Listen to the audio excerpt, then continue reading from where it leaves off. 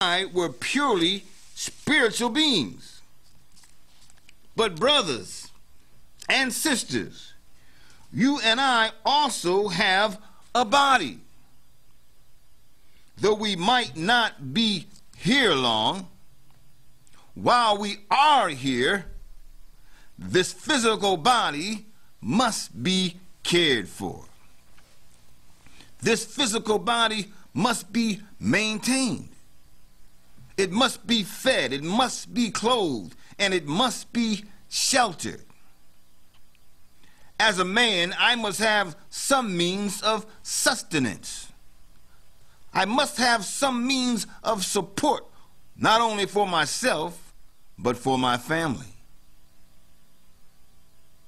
So therefore, true leadership, real leadership, serious leadership, balanced leadership must address the duality of the human existence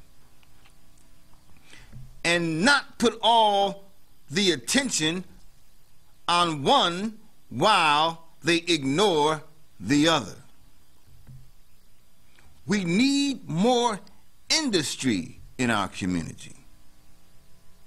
We need more factories in our community. We need more production plants in our community. Factories and production plants provide jobs for several people. Factories and production plants provide jobs for a multitude of people, while the church produces a job for only one person, and that's the preacher. Every Sunday, the preacher takes up a collection. Every preacher in every church, which adds up to hundreds and thousands of churches, which means hundreds of thousands or even millions of dollars.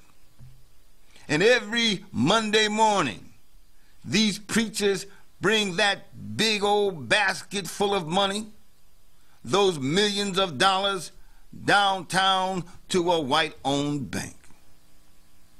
A white-owned bank that refuses to invest in the businesses and the industry in the black community, even though they are compelled by law through the Federal Reinvestment Act. Yet they refuse to reinvest or to loan money to black businesses unless that business is a liquor store, a package store.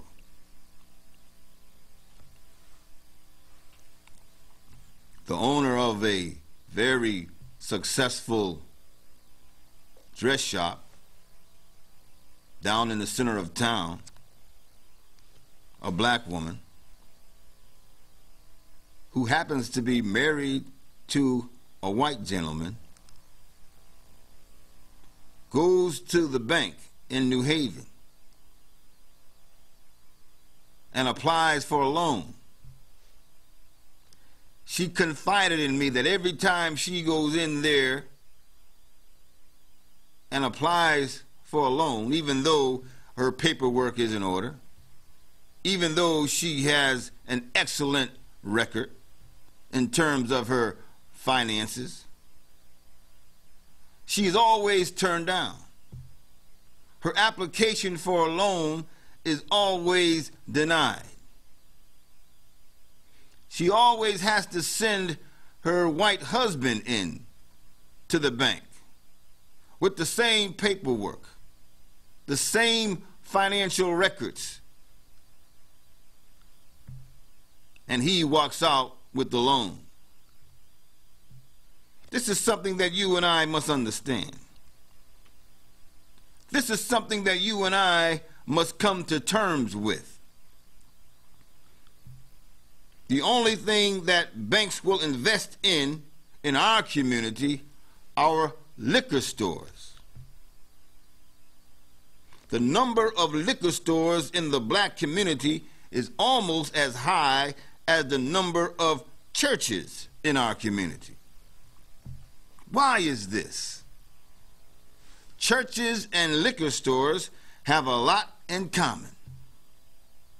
Churches and liquor stores are really very similar. How are they similar? Churches, primarily in our community, deal with the spirit. Liquor stores also deal with spirits. In fact, years ago, liquor stores were called spirit shops. Some are still called spirit shops. The original definition of the word spirit is feeling, or mood, or mindset. You can't see spirit. You can't touch spirit. You can't taste spirit. Spirit is an abstraction. Spirit is intangible. Well, if I can't see it, and if I can't touch it, and if I can't taste it, how then do I know when the spirit is present? You know the spirit is present because you feel it. And it doesn't matter if you're talking about having the school spirit or the Christmas spirit or the Holy Spirit. You're talking about a feeling. A spirit is something that you feel. If someone tells you they've seen a spirit, they're talking about something else. They're not talking about spirit. Why is it then that the two establishments that outnumber any other in the black community have the aim and purpose of altering our feelings? Let us look at the liquor store. The liquor store, of course, sells alcohol.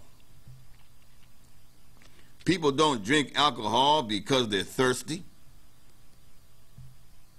People drink alcohol because it alters their feelings. Alcohol doesn't fulfill some natural human need. Alcohol is a mind-altering substance. It changes your mindset. It changes your mood. It changes your disposition. It changes your attitude. Some say it helps them to relax. Others say it helps them to feel good. Others says it lowers their inhibitions. You've heard that saying before. I can't get loose without that juice. Or I feel so fine when I drink my wine. Alcohol doesn't make you smarter. Alcohol doesn't make you prettier. Alcohol doesn't make you cuter or make you more handsome. Alcohol doesn't make you stronger. It doesn't make you run faster or jump higher. It doesn't improve your physical condition one bit. Nor does it help you to change the physical conditions of your surroundings. It doesn't help you to change the conditions of your environment. It doesn't help you to change or improve the conditions of your community. Drinking alcohol doesn't help you to improve the ghetto. It doesn't help you to make things better in no way, fashion, or form. It only makes the conditions in the ghetto more tolerable. It only makes the conditions in the ghetto